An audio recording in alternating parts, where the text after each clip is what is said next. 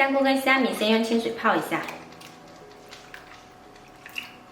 接着来打几个鸡蛋，加一点点盐给个底味，然后把鸡蛋打散。然后我们来起锅热油，油一点点就可以啦，用刷子把它刷开。锅的温度不要太高，把鸡蛋液倒进来，迅速摊平。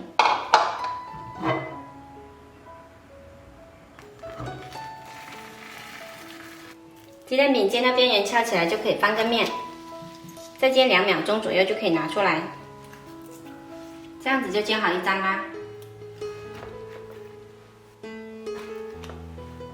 泡发好的香菇跟虾米，我们把它切碎，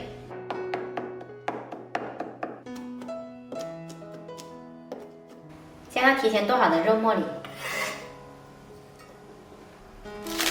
再来切一些葱花，再来调一下味，加入盐、生抽、胡椒粉，一点点淀粉，再来适量油，搅拌均匀。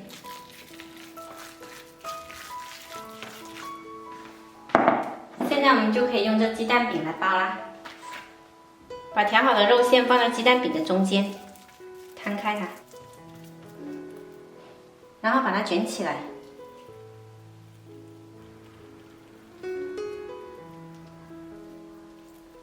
再把它切成段。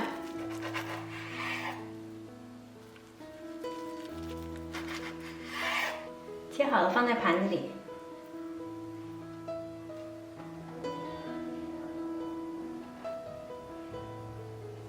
全部做好了之后，上锅大火蒸15分钟。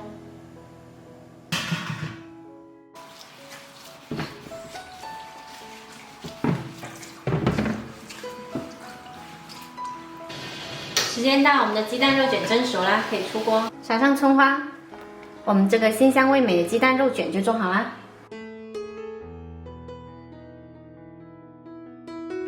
孩子吃腻的肉饼，可以试一下这款鸡蛋肉卷。吃起来特别的鲜香，喜欢的朋友可以试一下哦。我是小坏，喜欢我的视频记得关注我哦。